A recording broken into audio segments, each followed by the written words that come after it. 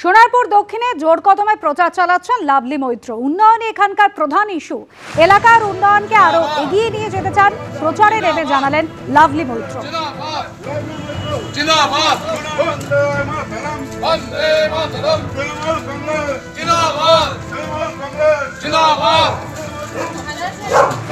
দিলীপ ঘোষের বিরুদ্ধে উস্কানিমূলক মন্তব্যের অভিযোগে নির্বাচন কমিশনে অভিযোগ দায়ের তৃণমূল কংগ্রেসের।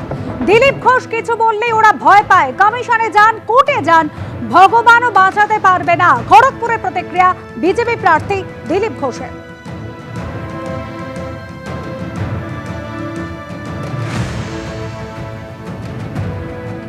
চিরদিন দিলীপ ঘোষ কিছু বললে ওরা ভয় পায়। চিরদিন আমার বিরুদ্ধে কমপ্লেন করেছে। এতদিন ওদের সরকার ছিল, তাই তার পুলিশকে দিয়ে আমাকে কেস করাতো। এখন ওদের সরকার নেই, পুলিশরাও চাপে আছে, বললেই কেস করে এরকম নয়।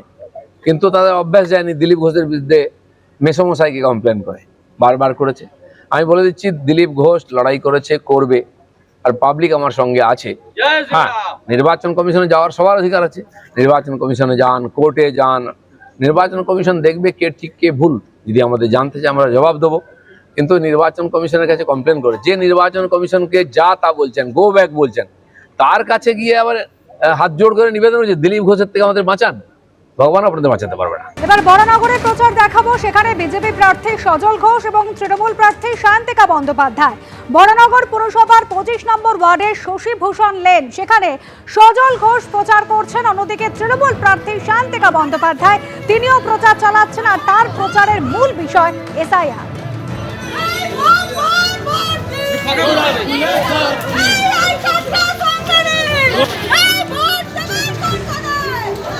সবাইকে অনুরোধ করছি, আপনাদের কাছে আমি এসেছি বিধায়ক হিসেবে না, তৃণমূল কংগ্রেসের প্রার্থী হিসেবে আপনাদের কাছে আশীর্বাদ চাইতে।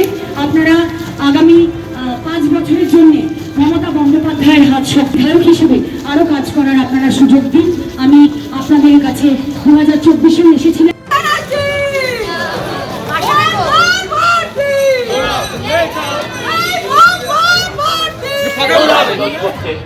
প্রার্থনা করছি হাত জোর করে, একবার সুযোগ দিন বিজেপিকেও, যদি ভালো লাগে তারপরে রাখবেন। প্রচারের সঙ্গে সঙ্গে কিন্তু কটাক্ষ পাল্টা কটাক্ষ চলছে। সজল ঘোষ তিনি প্রশ্ন তুলছেন সায়ন্তিকা বন্দ্যোপাধ্যায়ের উদ্দেশ্যে, তিনি বাঁকুড়ায় গিয়েছিলেন, এখানে কেন এসেছেন? অন্যদিকে সায়ন্তিকা বন্দ্যোপাধ্যায় তার উত্তর, আমি তো বাঁকুড়ায় ফিরে যাইনি, উনি বরানগরে হেরে গিয়ে আবার এখানে এসেছেন। ওনাকে প্রশ্ন করুন, উনি বাঁকুড়ায় ন্যাড়া হয়েছিলেন, ওয়ে বরানগরে এসছেন কেন? উনি অসভ্যতামি করলেন, আমায় অসভ্যতামি করতে হবে? আমার বাবা এটা শেখায়নি, আমার বাবা মা এটা শেখায়নি। ইস্যু, উনি নিজেও ইস্যু। হ্যাঁ, তো আমি তো বাঁকুড়ায় আর ফেরত যাইনি দাঁড়ানোর জন্য। উনি তো বরানগর থেকে হেরে গেছেন, উনি তো আবার বরানগরে এসছেন। আমি তো ন্যাড়া একবার ছিলাম, বেলতলায় গেছিলাম, আর তো বেলতলায় যাইনি। আমি তো বরানগরে দাঁড়িয়েছি, উনি তো হেরে গিয়ে আবার এসছেন এখানে। এবিপি আনন্দ, এগিয়ে থাকে, এগিয়ে রাখে।